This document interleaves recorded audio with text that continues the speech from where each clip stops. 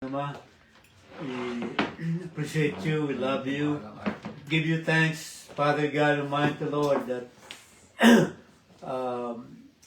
you are always, oh Father God, revealing to us your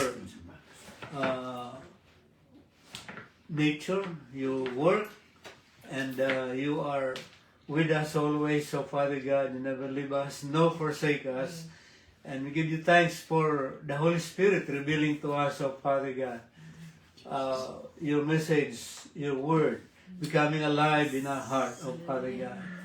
We give you thanks, Father God Almighty, for what you will be doing tonight. In Jesus' name, amen. Amen. Praise the Lord. Thank you, Lord. Praise God. Ay, salamat sa Panginoon. Kagabi ang init dito. Ay, Lord, thank you, Jesus. Maingay. Maistorbo. Oo, maingay pa. Thank you, Lord. Thank you, Lord. So, itong message natin ngayon, o Bible study natin ngayon, parang continuation ng ginawa natin last week, no? Kasi ano ba yung topic natin last week? Everything God has is yours to take. Everything God has is yours to take. Kaya yung sinabi natin, sabi ng Panginoon, everything I have is yours to take. O ilambano mo, i-receive mo. Alam natin yung lambano, it is active, aggressive, initiative taking. Ibig sabihin, hindi ka pinipilit. Pag narinig mo salita ng Diyos, tanggapin mo. Sabi ng Panginoon, yung kanyang holy oil, which is a symbol of the Holy Spirit and His anointing, yung kanyang hand and arm, binibigay ng Panginoon. Sabi, itong kamay ko, itong braso ko, to. Ibig sabihin, whatever He can do, it is yours. Mercy, faithfulness, grace, His name, His covenant, His lips, His holiness, lahat yan, binibigay ng Panginoon sa atin para tanggapin, to lambano, to take, to seize, and to receive. Ngayon, assuming na tinanggap mo na, assuming na, sige, tinanggap mo yung kanyang anointing, tinanggap mo ang Holy Spirit, tinanggap mo yung kanyang kamay, ang kanyang, lahat ito tinanggap mo, ano ay ang kasunod niyan? Mercy. Hindi, lahat na tinanggap mo eh. Ano kasunod niyan? So ito yung topic natin. Giving. Ha? What to do with what you're given. Ay, binigyan ka, anong gagawin mo doon sa binigay sa'yo? Gamitin mo. Ha? Share, gamitin, lahat. Kasi, binigyan tayo ng Panginoon yan, may dahilan. Bakit niya binibigay ang kanyang Holy Spirit? Nalaman natin anong dahilan so that we will be led into all truth. Para tayo ay maakay sa katuwiran at sa katotohanan. So, number 1, acknowledge your gift and your giver. Yan ang dapat na ginagawa natin once na tayo ay may tinanggap sa Panginoon. We acknowledge it. I like what you said long time ago. What do you have God has not given? Yes, oo. Nandito ho yan ngayon. Sabi sa Matthew 25:14, for it is like a man about to go on a journey. He called his servants, his own servants, and handed over his possessions to them. To one, he gave 5 talents, to another 2, to another 1, each according to his own ability. Then he went on his journey. So, alam natin, this is a parable patungkol sa isang master na nagbigay ng talent sa kanyang mga servants. So, alam natin na tayo rin ay binigyan ng talent. Tayo, ang tanong nga lang, meron ka bang 5, meron ka bang 2, o meron kang 1? Kasi sabi diyan, according to your own ability. Di ba? So, sabi din sa James 1:17, every good and perfect gift comes from above, is from above, coming down from the Father of lights, with whom there is no variation or shifting shadow. Ibig sabihin, ang Panginoon, hindi nagbabago ng kalooban, hindi nagbabago ng isip, hindi siya like, there's no variation, walang pabago-bago ang Panginoon. Ibig sabihin, hindi siya bigay-bawi. Pag binigyan ka ng gift ng Panginoon, hindi niya yung babawin sa'yo. Okay? No, hindi. Pag binigyan ka, hindi niya yan kukuhanin. No? Ito yung sinasabi niyo, Brother Alex, what is so special about you? 1 Corinthians 4:7. What do you have that you were not given? And if it was given to you, how can you brag? So kung lahat naman pala ay tinatanggap mo sa Panginoon, bakit ka nagiging mayabang? Wala tayong dapat ipagmayabang kasi sabi dito, nababasa niyo ba? Is, how can you brag? Paano tayo magyayabang sa isang, halimbawa, maganda ka, paano mo ipagyayabang yun eh, binigay lang sa'yo ng Panginoon. Aba, malakas ka, matalino ka, paano ka magyayabang? Eh, kung hindi naman dahil sa Panginoon di wala ka noon. So ano yung una? Sabi doon, acknowledge. I-recognize natin na lahat ng meron tayo galing din naman sa Panginoon. There's nothing that we have that God did not give to us. No? So pangalawa, yung lagi natin sinasabi is use your gift. Use your gift. Binigyan ka di dapat gamitin mo. 1 Peter 4:10, each of you has been blessed with one of God's many wonderful gifts. So tingnan nyo napakadami daw ng wonderful gifts ng Panginoon. Hindi pwedeng wala kang natanggap kahit isa. Nakalagay dyan, each of you has been blessed with one of God's many wonderful gifts to be used in the service of others. So use your gift well. Hindi nga lang use your gift well. So hindi natin pwedeng masabi, Lord, wala akong nagagawa kasi wala naman kayong binigay sa akin. Kasi sabi dyan na tayo ay binigyan. Merong isa nabigyan ng 5 talents, may nabigyan ng 2 talents, may nabigyan ng 1 talent. Pero ito nakalagay with one of God's many wonderful gifts. So tiyak na meron natanggap. Meron kang talagang tinanggap. So again, to one he gave 5 talents, to another 2, to another 1, each according to his own ability. So nakalagay kasi dyan ability. So, anong dapat mong gawin doon sa ability na binigay siya ng Panginoon? Dapat mag-respond ka doon. Diba? Lahat naman ang binigay ng Panginoon sa atin, ano response natin? Nung una sabi natin, acknowledge mo yung gift mo. That's a response. So, itong response to ability, this is what we call responsibility. Kaya ka nagre-responde doon sa ability, pag nag-responde ka doon sa ability binigay ng Panginoon, nagiging responsible ka. No? Halimbawa, binigyan ka ng ability na magluto. Speaking. No? Pagka nag-responde ka doon at ginawa mo yun ang ibig sabihin ng responsibility. Kung meron kang gift sa pagtuturo, nag-responde ka doon, ginamit mo yun ang responsibility. Pero kung meron kang ability pero hindi mo ginagamit, yun yung irresponsibility. Hindi mo ginagamit Yeah. Diba? So, lahat tayo may ability. Pero kung paano tayo nagre-responde doon, paano natin ginagamit yun, will determine whether we are being responsible or not. Diba? Mas mabuti nang gamitin mo yung gift na binigay sa'yo. Kasi yung iba, parang ayaw nilang gamitin. Pinaon. Kasi baka pag ginamit nila yung gift nila, sila laging mautusan. Huwag na lang, di ba? So anyway, but the one who received one went off and dug a hole in the ground and hid his master's money. Binaon lang niya. Di ba? So anong ibig sabihin ng binaon? Hindi niya naman ginamit. So marami tayong mga talent na nakabaon. Sabi nga, may isang nagsabi, ang pinakamayamang lugar daw ay ay ang sementeryo. Ang pinakamayamang lugar. Kasi marami raw mga nakabaon na mga talent doon na hindi nagamit. No? So sabi yun ang pinakamayaman ang sementeryo. So anyway, so far, di ba, acknowledge your gift and your giver. Parate, no? And then, use your gift. Importante yun. And then, pangatlo, mamaya pwede tayo magtanong, sineset lang muna natin yung standard ng salita ng Diyos dito. Number 3 is answer for your gift. Ano sa Tagalog? Panagutan mo. Panagutan mo yung niregalo sa iyo ng Panginoon, no? Matthew 25 verse 19, now after a long time, the master of those servants came and settled accounts with them. Ayun na. Akala kasi nung isang servant, baka hindi na bumalik yung master. Kaya wala siyang ginawa, di ba? Pero bumalik yung master and settled accounts with them. Mag-accounting tayo, sabi. Adobe. Oo. But the one who received one went off, ay, parang nakopya ko pala ito ulit. Therefore, sabi ng master, dun sa walang ginawa, binaon lang niya, therefore, sabi, take the talent away from him and give it to the one who has 10 talents. Tingnan mo na.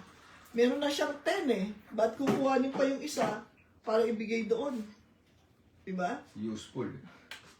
For to the one who has, thank you, more shall be given, and he shall have an abundance.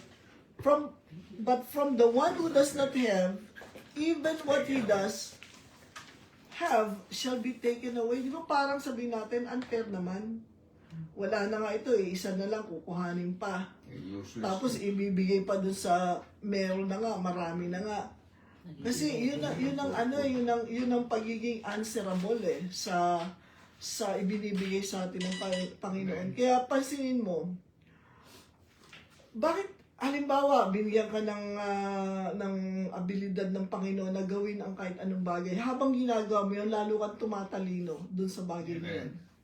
Di ba? Lalo kang tumatalino, parang trabaho mo. Habang ginagawa mo yun, improve ka. Pero pag hindi ka naman, yung meron kang tapos hindi mo naman sineseryoso, hindi mo nawawala rin sa yun eh. Una, nawawala yung drive mo, nawawala yung desire mo.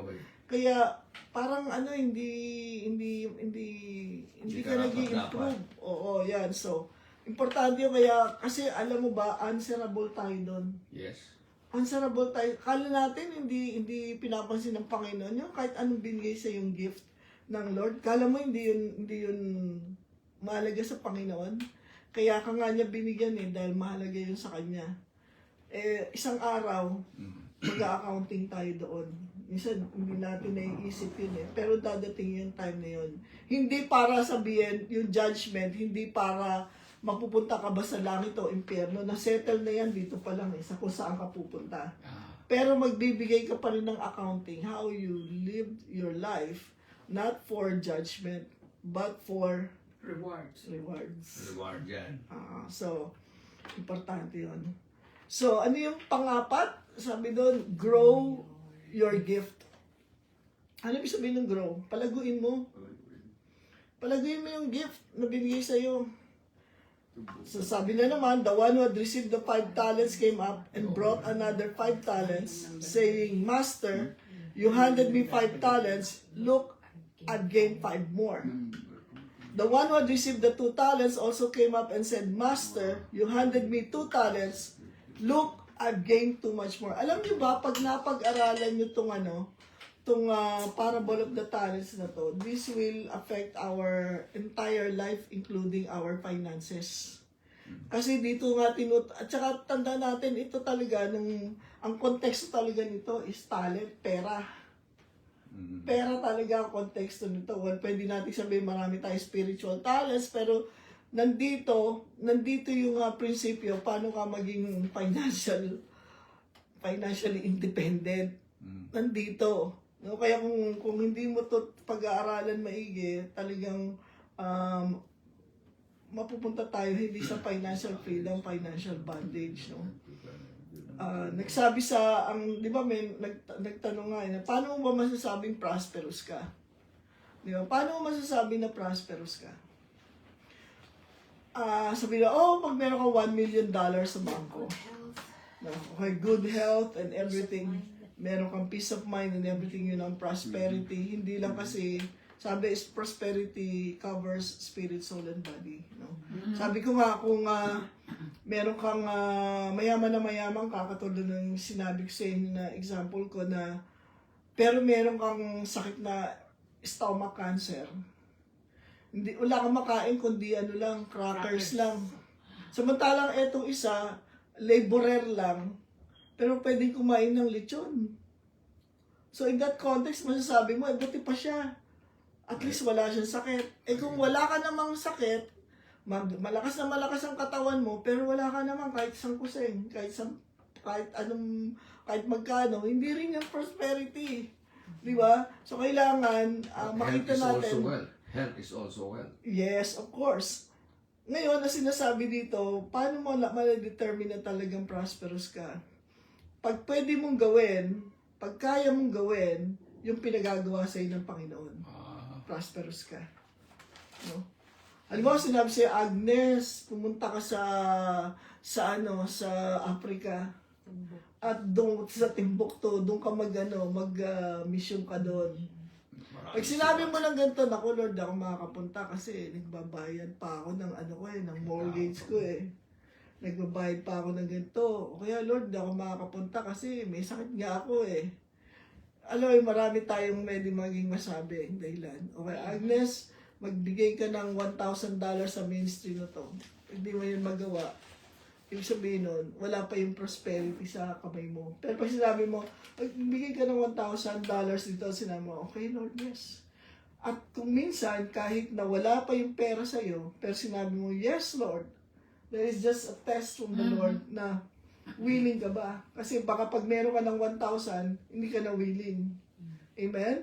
So, you have to grow your gift. His master said to him, well done, good and faithful servant. You were faithful with a little, so I'll put you in charge of much. Enter into your master's joy. So, sino daw yung nakaka-enter sa master's joy? Yung mga naging faithful. Faithful ka doon sa little, bibigyan ka ng Panginoon ng you will be put in charge of much. Di ba? So, panglima na dapat natin gawin is enjoy your gift. Kasi yung iba naman, nawawala yung enjoyment. No? Kailangan ma-enjoy natin yung binigay sa atin ng Panginoon. Pero hindi mo na-enjoy yung ginagawa mo. No? Base doon sa gift na binigay sa iyo ng Panginoon. Halimbawa, yung paglilingkod. Kung hindi yan, kasi di ba may tinatawag gift of service, no? Teaching. Gift of teaching. Pag hindi mo yan na-enjoy, hindi mo yan ginagawa yung nang may kagalakan sa puso mo, then you are missing out on what God wants to bring to you, no? Kaya nga sabi ko nga kahit ano lang yung bagay na gagawin mo, magkaroon ka ng joy doon. Sabi dito sa 1 Timothy 6:6, now godliness with contentment is great gain. Godliness. So ibig sabihin pala, pwedeng isipin mong godly ka, pero hindi ka naman content o contented. So, ano mangyayari pag walang contentment? Di ba? Lagi kang mag-murmur, mag-grumble, lagi kang magko-complain kapag ka wala tayong contentment sa buhay. No? Tapos, sabi dito sa 7, for we brought nothing into this world. Ano kasunod? We cannot take anything out of it. Kaya sabi ko nga sa lahat ng mayaman, mga mega millionaires, lahat na multi-millionaires, ang lalaki ng mga nila, mga real property nila, nasaan ba yun? Naiwan pa rin dito. Di ba? At kung ikaw naman dating mayaman, tas na-bankrupt ka, nawala ba talaga yung pera mo? Hindi naman nawala sa kamay mo, pero napunta sa kamay ng iba. Pero yung pera, nandito pa rin. Wala naman nakapagdala ng pera outside of this earth. Pwedeng dalhin, pero hindi niya magagasta yun. I mean, she or he can put it inside your Cash your the check. coffin. Yeah, Oh, but pero hindi rin niya Hindi rin niya madadala. Naiwan din doon. Cash your check. Naiwan din doon. Wala naman talaga makakapag... Kasi alam mo, sinabi niya ng Panginoon we brought nothing into this world. Pinanganak tayong hubad. Aalis din tayo dito nang wala rin tayong dala-dala. Kahit nga yung damit mo, madalas, di ba, pag namatay tayo, bibili mo pa ng bagong barong, bagong ano. Pero yun, maiwan din yung Bakit doon. nga pagbibili ng bago? Siyempre, respeto. Hanggang sa huling pag hantungan niya. para sa wake yun. Oo. Para you look. Oh, yung respeto mo dun sa tao na yun, na bigyan mo pa rin siya ng konting dignity, representasyon, baga. Honor. Honor, wag mo lang. Kaya pay your last respects, sabing ganyan. So, we did not bring anything, we will not also be able to bring anything out. Okay. Di ba? Di ba? Kaya nga, yun nga yung nakakalungkot doon dahil ang daming, kung nabuhay ka lang para sa material, pagdating ng katapusan mo sa mundo, wala ka rin namang madadala. No? Tapos dito, for the love of money is the root of all kinds of evil.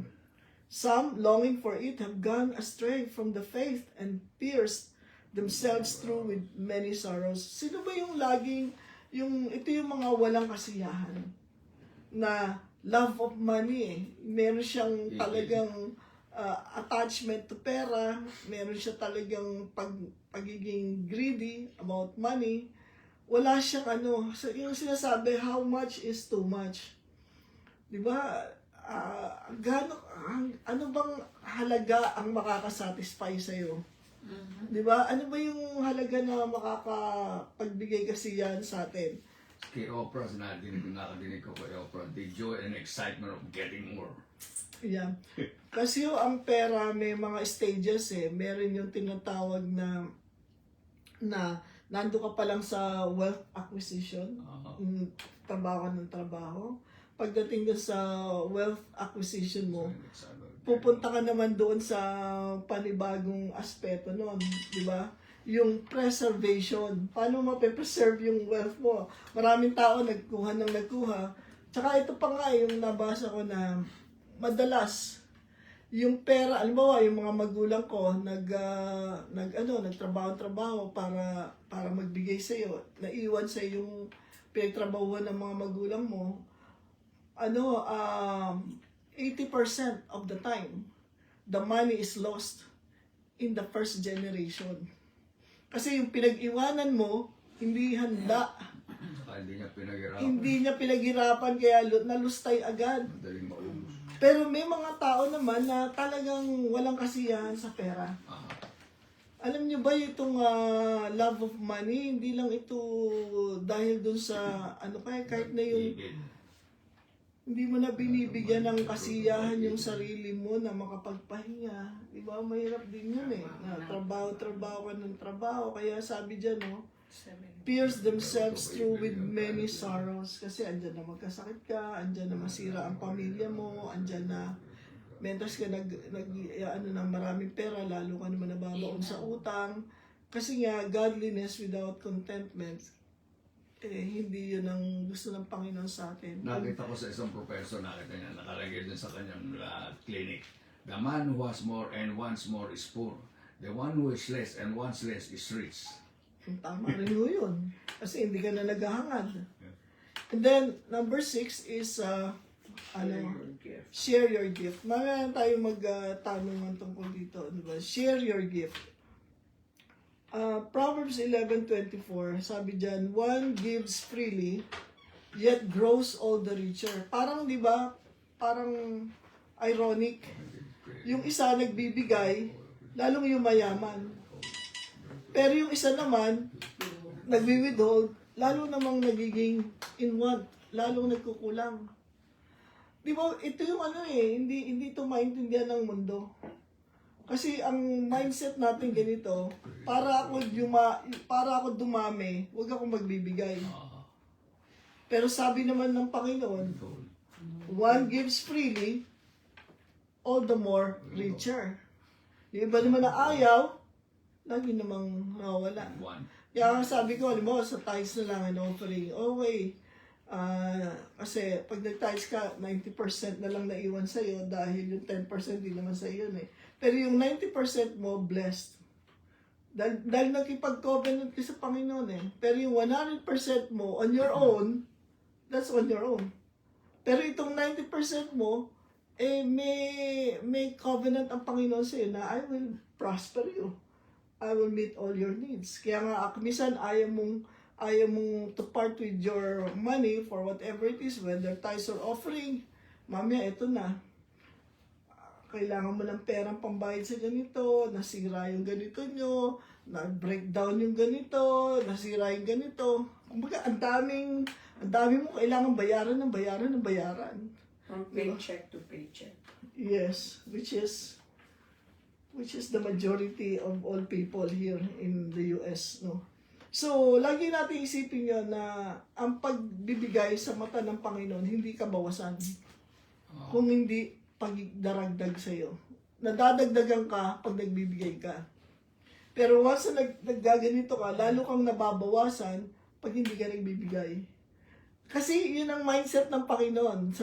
Lagi lang isipin, pag nagbabasa tayo ng Biblia, wag yung mindset natin. Yung mindset ng Diyos. Yung perspective ng Diyos. You read the Bible according to God's perspective. Hindi perspective ng tao. And only sacrifice. Importante yun. Ito pa, Proverbs 11:25. A generous soul will prosper. And he who refreshes others will himself be refreshed. So, pagka nagbigay ka ng tubig, kasi nagbigay ka ng tubig sa taong nauuhaw, meron ding magbibigay sa iyo pag ikaw naman ang nauuhaw. No, so ano yan eh, generous soul will prosper. Kaya lagi kong sinasabi na just segue, di ba? Maraming tao ayaw nila marinig yung prosperity. Anong gusto niyo marinig? Poverty? Bakit yung tao na galit sa prosperity gospel? Ano ba kahulugan ng gospel? Diba good news? Sabi ni Jesus, I bring good news to the poor. Ano ba good news sa poor? You're poor no more. Yun ang good news. Sabi mo, ikaw mahirap ka. Oh, meron ako magandang balita. Ano ba yan? Pera ba yan? Di ba ganyan lagi ang sabi nila? Kasi pagkakakitaan ba yan? Dapat hindi tayo magalit sa prosperity. Dapat nga, i-embrace natin yun. Kasi sabi ng Panginoon, ang gusto niya maging prosperous ka eh. Ang gusto niya maging prosperous ka. So, yun nga yung lagi kong yung pinag-aralan natin nung Sunday, kung nakinig kayo sa mensahe. Ano ba yung mensahe natin nung nakaraang Sunday? Rise up and transform. Rise up. Di ba nakatayo na, kasi ano yun eh, parang second message yun sa sa resurrection eh.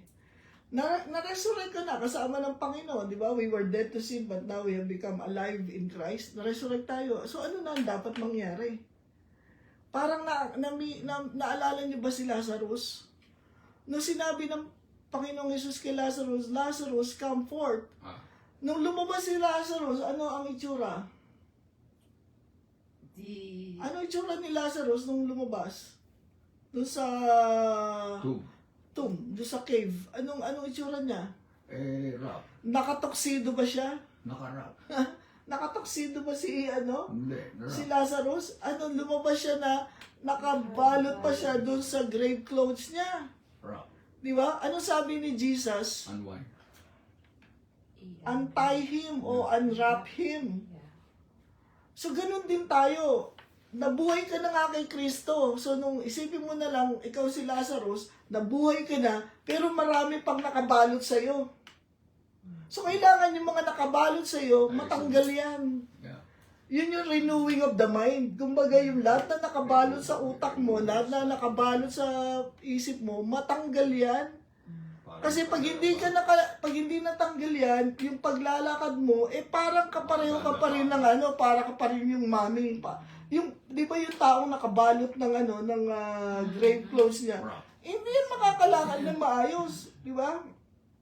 Yung katawan niya, ang ganyan. So maraming Kristiyano ganun. Alive ko na nga kay Christ, nabuhay ka na kay Kristo, pero nakasuot pa rin sa yung grave clothes mo kasi hindi ka open sa katuruan ng Panginoon. So ngayon, restricted pa rin siya. And one of those things na pinakamahirap maintindihan ng tao is yun nga na as of course you've been made whole in Christ, pero pagdating sa mga bagay na may kinalaman sa prosperity, ayaw natin. Pero sabi ni Kristo, unwind him. Kaya nga therefore, sino yung mag-a-unwind sa'yo? Ibang tao. May mga taong tutulong sa'yo. Kaya nga andyan yung mga pastors, teachers, apostles, prophets, para turuan tayo. Pero kung ayaw mo magpaturo, mangyayari sa'yo. Ayaw mo magpaturo Penguin. Di ba? So, katulad na lamang dito sa lahat ng tao nagsasabi na kailangan ng pera, kulang sa pera, lahat nagrereklamo sa economy. Pagka Kristiyano tayo, hindi tayo dapat magreklamo sa economy. Amen. Amen ba kayo doon? Ha? Ano yung sabi doon sa Lambano? Pag sinabi ng Panginoon, huwag kang magreklamo sa economy. Ano sagot mo? Amen. Bakit? We are not under the economy of the world. We are under the economy of God. So kahit na dito wala ang resources, sa Panginoon ba, ang Panginoon ba nawawalan ng resources? Hindi. Pero kung yung mind mo, di ba, yung grave clothes ni Lazarus mula ulo hanggang paa eh. Ibig sabihin, yung ulo natin, marami pa rin nakabalot na mga maling katuruan. Marami pa rin nakabalot ng mga maling katuruan. At tulad na nga lang sabi ko, just because we are in this topic, marami pa rin tao talaga ang mali ang kaisipan patungkol sa prosperity and poverty.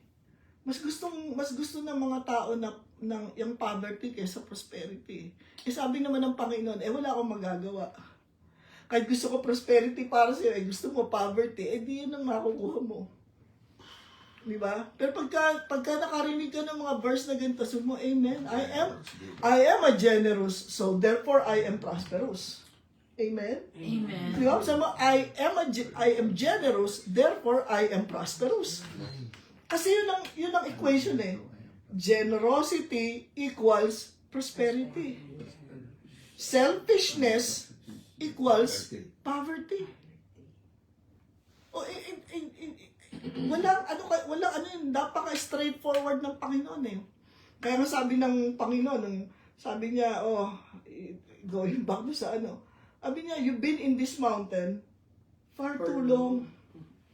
Ang tagal mo na dito sa bundok, dito sa wilderness, hindi ka pa ba nagsasawa dito?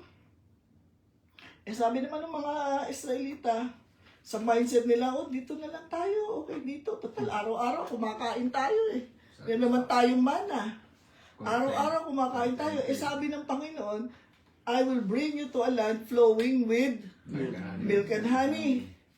Sabi ng Lord, gusto ko, doon kayo pumunta sa mayroong milk and honey.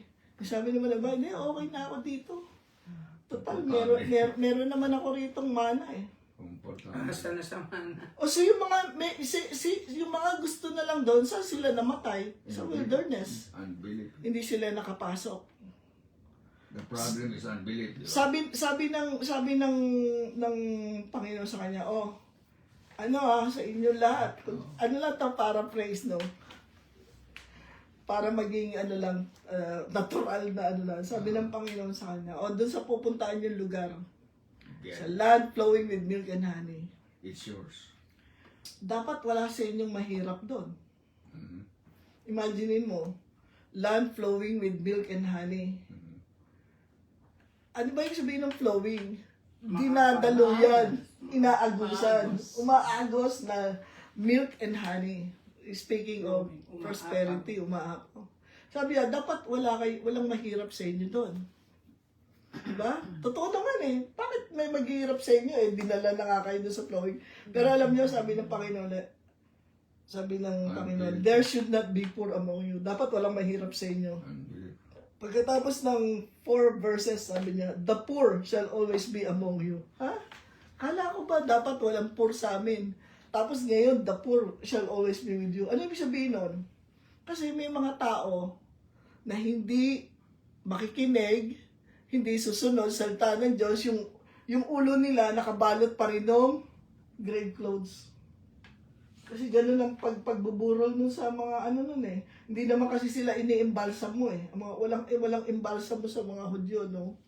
So, binabalot sila ng grave clothes, yung ulo nila nakabalot. So, pag yung ulo mo nakabalot pa rin, nakabalot ng maling mindset, nakabalot ng mga maling katuruan, nakabalot sa mga nakagisnan mo, nakagisnan mong pamamaraan, nakagisnan mo mga ginagawa ng tradisyon, hindi ka talaga magiging Kaya ito sinasabi dito, how can you share when you have a poverty mindset? Hindi tayo pwede mag-share kung meron tayong poverty mindset. Kaya sabi ng Lord, a generous soul will prosper. Ano ulit? Generous equals prosperous. Ganun na kasimple. Generous equals prosperous. Amen, no? So, ano lang tayo doon. Ito pa, kaya 2 Corinthians 8:12, it doesn't matter how much you have. Kasi sabi nila, hindi ako pwede makapag-share kasi eto lang meron ako. Ano sabi ng salita ng Diyos? It doesn't matter how much you have. What matters is how much you are willing to give from what you have. Kasi ganito tayo eh. Alam mo, marami akong naririnig ganyan. Pastora, pag tumama ako sa loto, bibili ko ng church. Bibili ko ng church. Hindi malagay yung pag tumama ka sa loto. Ang sabi dito, how much you are willing to give from what you have.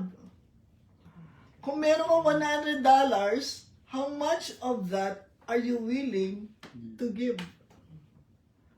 Pero nasabi na natin kanina, generous equals prosperous. Yung nagbibigay, lalong nakakatanggap. Yung nagtatago, lalong nawawalan. So, kung nasa, it doesn't matter, kasi yung iba sabi, nakwenta ko na lahat yung pera ko eh.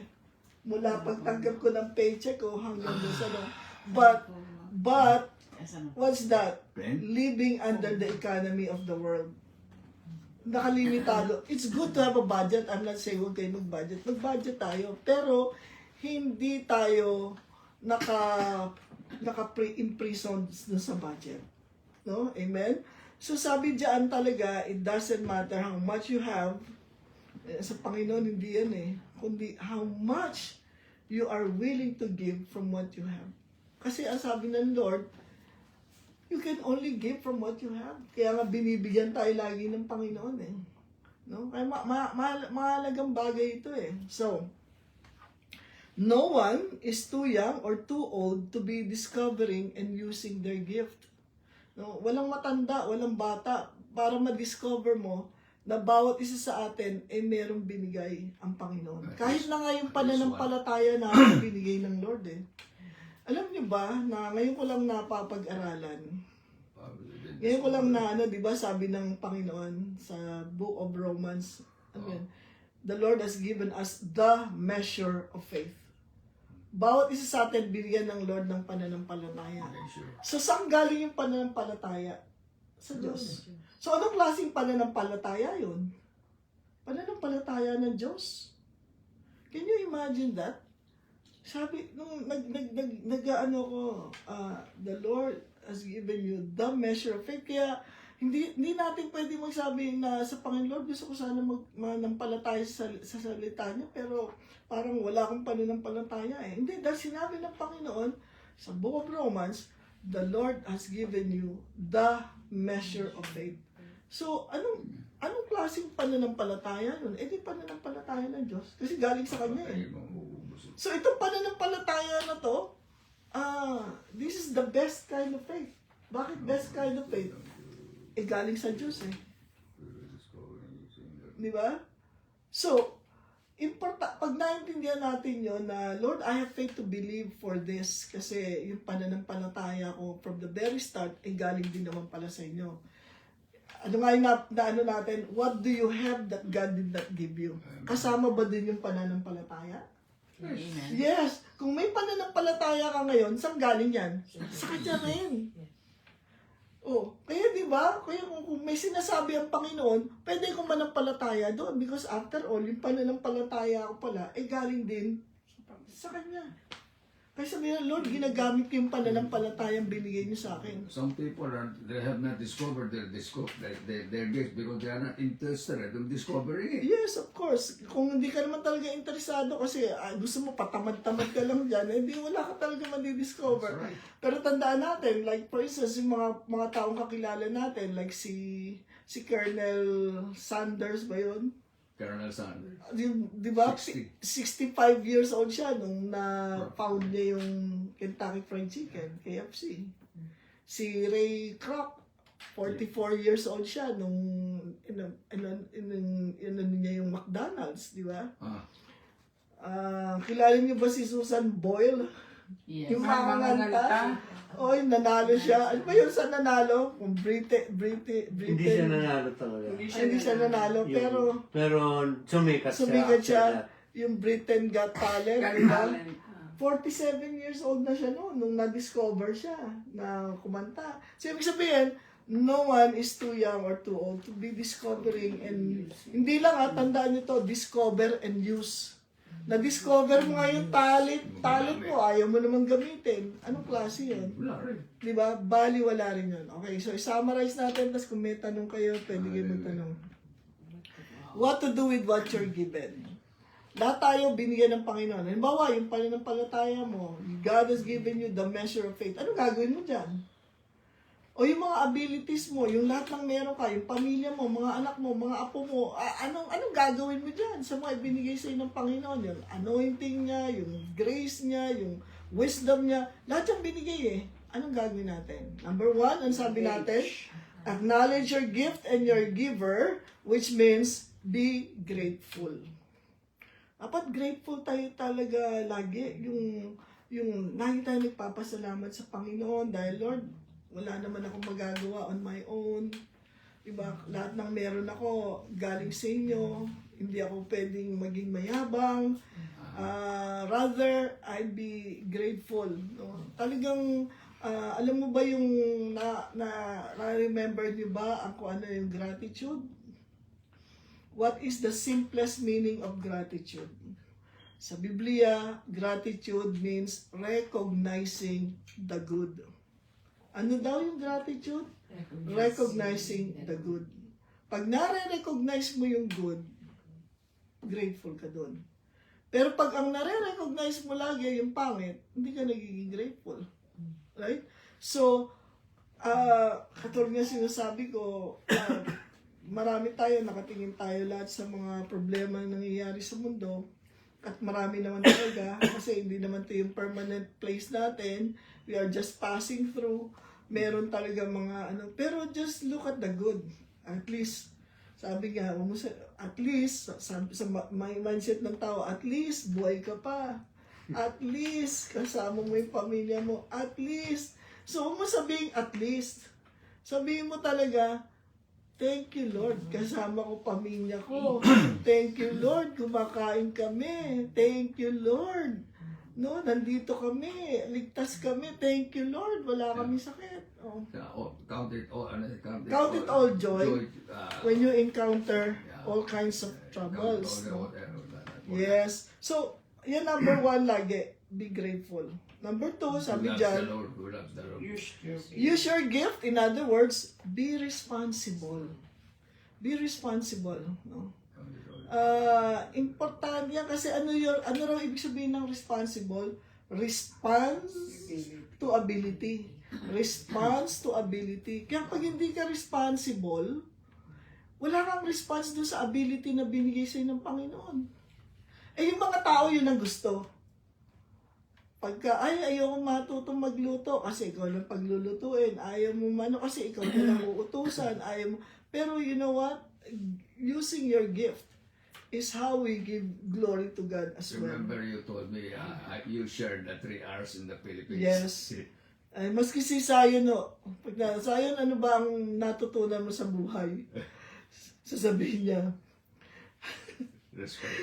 be respectful, be responsible, be resourceful. Tapos lalokoy ko siya, yun nga yung tinuro ni Brother Alex Yun na lang. Kasi sabi ko sa kanya noon, marami. Sige, 3 na lang, adapt natin yung kay Brother Alex. Madaling tandaan, 3 na lang. Yun naman natatandaan naman niya. So, in other words, use your gift, be responsible. Number 3, answer for your gift. Mananagot ka dyan eh. Panagutan mo yan, be accountable. Kasi magbibigay tayo ng accounting. Mas mabuti nang nagkakamali-mali tayo, nagkakabagsak-bagsak tayo dahil sa gift na ginagamit natin kaysa, play safe ka. Hindi ka nga kumikilos dyan. Wala naman nangyayari doon sa gift na binigay sa'yo ng Panginoon. So we need to be accountable. Lahat ng bagay, kala mo walang nakakitang tao. Di ba? Kala mo walang nakakitang tao sa ginagawa mo. Pero alam mo, may laging nakakakita eh. Ang Panginoon answer. We will be answerable for our gift. So mabuti pa, accountable ka na ngayon. Ano susunod? Grow your gift. Meaning, be profitable. Be profitable. Dapat yung mga kung ano man yung tinatanggap natin, palaguin natin yun. That's how you become profitable. Diba? Sabi, the word of God is profitable. No? Kaya pag binigyan ka ng Panginoon, i-grow mo yun. Kahit na yung, alimbawa, example na nga lang natin, si Apollos. Si Apollos, yung sa Biblia, si Apollos nakarinig ng salita ng Diyos, isa lang ang alam niya, repent for the kingdom of God is at hand. Yun lang ang na-remember niyang salita ng Diyos eh. So every time, wherever he goes, ayun lang ang pinipreach niya. Repent for the kingdom of God is at hand. Si John. Si Apollos, Si Apollo. punta na naman siya din sa repent for the kingdom of God is at hand hanggang pinadala ng Panginoon sa kanya. Sino? Si Priscilla at si Aquila. Okay na. Kinuha nila si Apollo. Sabi niya, Apollos, marami pa tayong dapat matutunan sa Biblia, sa salita ng Diyos. Tinuruan siya. Alam mo kung ano nangyari? Di ba si Apollos naging one of the great preachers? Kaya nga nagkaroon ng sa book of Corinthians, I am of Apollos, I am of Paul, I am of... Kasi, ang pinagkaiba nila ni Paul, si Apollos, bombastic, dynamic. Si Paul, boring. Kasi, mahaba siya magsalita eh. Boring siya, pero sa Paul. So, naging profitable kasi bakit ginrow niya from one verse to becoming a great dynamic preacher. Ano ibig sabihin nun? Nag-grow niya yung gift niya. Yung gift of preaching, yung gift of teaching niya, lumago. Pero tayo, bisa ayaw na natin lumago eh. Pag kami, narinig, ang message po natin ngayon ay tungkol sa prayer. Ay, alam ko na yan. Narinig ko na yan eh. Wala na ako, ang message po natin ngayon tungkol sa salvation. Ay, save na ako. Yan po ba matututunan ko? Save na ako. Ang message po natin ngayon tungkol sa giving. Ay, ayoko na yan. Ayoko na nga makarinig sa prosperity. Ay, di ba? So, hindi mo ginogrowth yung gift mo. Then, enjoy your gift. Ano ibig sabihin nun? Be joyful. Be content. Be content. Kasi pag hindi ka content, hindi ka contented, hindi ka magiging masaya. Laging merong envy. Buti pa si ganito. Bakit kaya siya ganon? Bakit kaya ganito, ganyan, buti pa siya. No, enjoy mo yung gift mo. Kasi doon ka pagpapalain ng Panginoon. Amen? And, lastly, share your gift. Be generous. Yan po. No? Be generous. Sabi ko nga, generous equals prosperous. Yun, ganun kasimple. Generous equals prosperous. So, mga kapatid, ito po, maraming binigay sa atin ng Panginoon. Ito yung ina-expect niya sa atin. What to do with what you're given. No? Si Billy Graham din sabi niya, no regret, no reserve, no retreat. No surrender. Pero mayroong isang verse pa rin na maganda eh. Ano yan? Hindi ko lang matanda kung ano. Ano yung konteksto? About, sabi niya, di ba? God has given us the power to get wealth. Oh yes, sa Deuteronomy chapter 18. Diba? Deuteronomy, for it is God who gives us power to acquire wealth or to get wealth. Huwag mo daw kalimutan, kasi yun ang sabi ng Panginoon, huwag mong kakalimutan ang Diyos pag nandun ka na sa lupang pangako. Kasi siya ang nagbibigay sa iyo ng kakayahan to get wealth. No? So, kahit na ano man niya, kung meron kang recipe na napaganda, kumita ka dahil doon, it is God who gives you power to get wealth.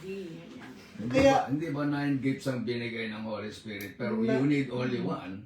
Well, you need what is required for the moment. Halimbawa, meron kang gift of faith. Kailangan mo yon para dun sa himala na gusto mo mangyari sa ipinagdarasal mo. Well, it is not greedy to want all 9 gifts. Lahat tayo gusto natin yun, no? Pero I don't emphasize, when I was teaching in Sunday school, I don't emphasize too much of the, because it can be imitated and very dangerous if you don't know how to use it well. So I preach on teaching on the fruit, because the fruit is more safer than the gift. It's dangerous, na-abuse yan eh. Well, But the fruit you cannot abuse. we are still duty The bound fruit to. cannot be abused, but the gift can be abused. Yes, but we still need to teach about the gifts Yeah. of the Holy Spirit. Dahil paano nila malalaman kung di natin tuturo? Well, if they abuse it, they abuse it. But the gifts are there for us to profit, no? Para magamit natin yan. So anyway, ito po yung maganda na dapat natin maunawaan with whatever it is that God has given to us. Be grateful, be responsible, be accountable, be profitable, be content, and be generous. Amen? Napakaganda. So, hindi tayo mawawala. Hindi natin, ano ba gagawin ko? You know, andyan na, sinabi na lahat. At nawa makatulong sa atin to. No? Na ang dami-daming gustong ibigay ng Panginoon sa atin. Nasabi ko lang yun dahil kasi nung nagtuturo ko sa Sunday school, the gifts can be imitated, but the fruit cannot be imitated by the enemy. Yan tinuro ko sa Sunday school nung araw, sa Belmont. Yeah. The gifts can be, and it's dangerous, okay? But the fruit, if you practice it, the better. Yeah. Pero kung tayo naman po kasi Kristiyano, hindi naman natin kailangan mag-imitate eh. Hindi din naman natin i-imitate yun. Dahil kung talaga binigyan ka ng gift ng Panginoon, then we use it, no? At we are not there to imitate And anyone. it can be abused. Except Christ. Well, abuse is everywhere. But the gift cannot be abused. The fruit, I mean the fruit. Well, there are people who pretend to be humble, who Yeah. pretend to be loving, but they are not. Exactly. Everything can be imitated sa totoo lang ho. Everything can be imitated. That's That's just the reality. Everything But can the devil be. cannot imitate the fruit. Well, The power he can imitate, but the fruit he cannot imitate. well, I think na merong truth dun sa sinasabi ninyo, because if there's one thing that the He's enemy. never Hindi, deceitful. sabi diba, for the fruit of the Holy Spirit is love, because the devil cannot love. Hindi siya marunong. Kahit kailan hindi siya magiging Not good, mapagmahal. yeah. So, but anyway, that will not prevent us from teaching the Word of God. Yes. Kahit na may nag-imitate, kayo wala nag-imitate. We are here to use our gift. No? Kung may gift ka sa teaching, then gamitin mo yun without reservation. Meron pa po ba kayong tanong bago tayo magdasal? Ha? Just like I said before, what did I say? Practice never get perfect. But perfect practice makes perfect. Oh. Kasi mali kang paulit-ulit ka. Pero pag na-practice mo ng 14,000 times, basta dumawit ang dila ni shoot yan. Amen. Praise the Lord. So, sige po, tayo ay manalangin at magpasalamat tayo sa Panginoon. Father God, Lord, maraming salamat po sa inyong mga salita. Salamat po na everything is yours for us to take, to receive, Lord God, and sa mga pinagkaloob nyo sa amin, nagpapasalamat po kami. Nawa patuloy nyo kaming gamitin para sa kapakanan ng ibang tao, Lord. We are blessed to be a blessing. Salamat po at habang kami ay nagiging masunurin sa inyong mga kalooban, ay lalo naman naming nararanasan ang inyong pagmamahal sa amin, Lord, na na-extend namin sa kapwa namin. Kaya naman po, maraming salamat po sa inyo. At dinadalahin ko po mga tao nakikinig na anuman ang pangailangan nila sa oras na ito. I pray that they will have the faith to believe, O Lord God, that everything is possible with you, Lord God, and that you have already met all our needs in Christ Jesus. Kaya sa inyo po namin binibigay lahat ng papuri, lahat ng pasasalamat sa pangalan ng aming Panginoon Jesus. Amen. Amen. Amen. Praise the Lord. Amen. Thank you, Lord. Yeah, Thank you, Lord. God is good All the time. all the time. all the time. God is good. Opo na